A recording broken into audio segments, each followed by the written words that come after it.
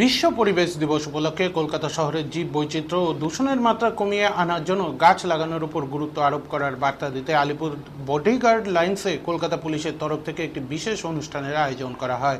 উপস্থিত ছিলেন Kolkata police commissioner বিনীত কুমার গোয়েল, কলকাতা পুলিশের 4 জন অ্যাডিশনাল পুলিশ কমিশনারও উপস্থিত ছিলেন।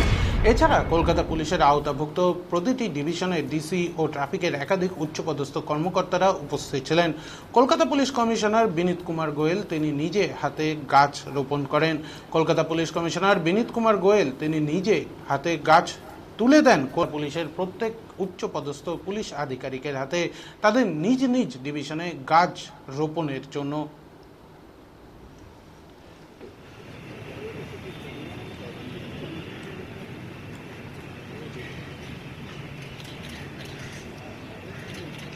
ওয়ার্ড ডিভিশন পরপর চলে আসুন, আপনারা সময় পরপর চলে।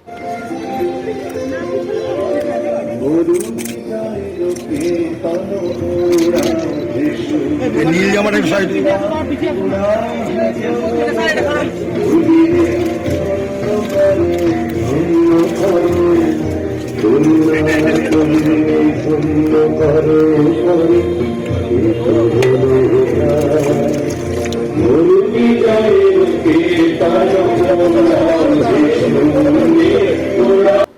Friends from the media, ladies and gentlemen,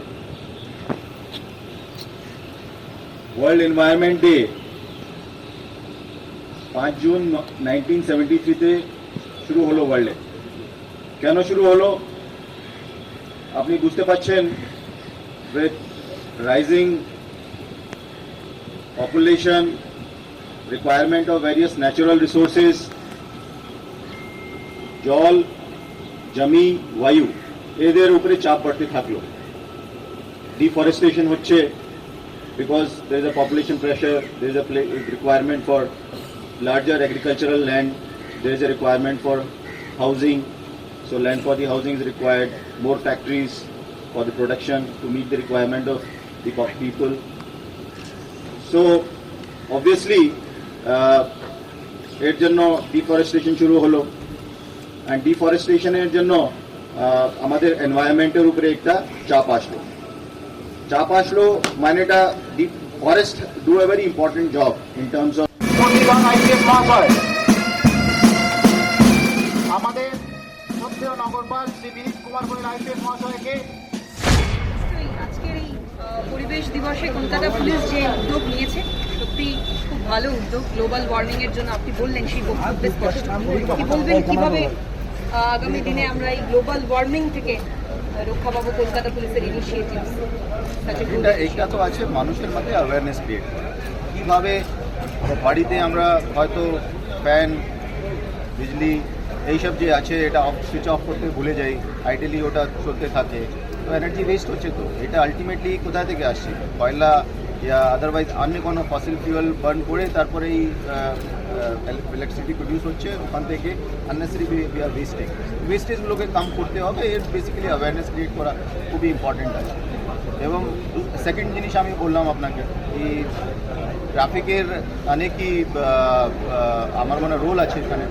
অনেকটাই ওরা অনেকদিন ধরে টেকনোলজি ইমপ্রুভমেন্ট করে গুগলের সঙ্গে আমাদের গুগল গ্রিন লাইট প্রজেক্ট একটা চলছে, তো সেই মাধ্যমেও আমরা চেষ্টা করছি যে দেখি আইডল টাইমটাকে কীভাবে কমানো যায়, যাতে কি মানুষকে একটা তো কমিউটিং এক্সপিরিয়েন্স এটাতে ইম্প্রুভ হবে।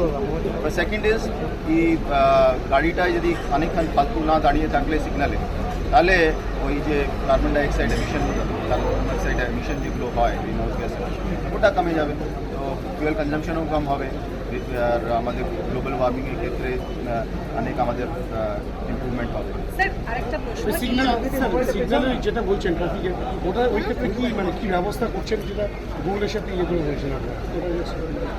এই একটা প্রজেক্ট আমাদের চলছে, তা কীভাবে ওই সিগন্যালসগুলোকে আমরা সিনক্রোনাইজ করতে পারি এবং অপটিমাইজ করতে পারি। একটা প্রত্যেকটা সিগন্যাল যে টাইমে যে ধরনের ট্রাফিক আছে সেই ট্রাফিক হিসাবে ওই ফেজ টাইমগুলো দিয়ে কীভাবে যেতে কি লোকেদের মিনিমাম টাইম ওই সিগন্যালে দাঁড়াতে, ঠিক আছে? এই জিনিসটা আমরা চেষ্টা করছি।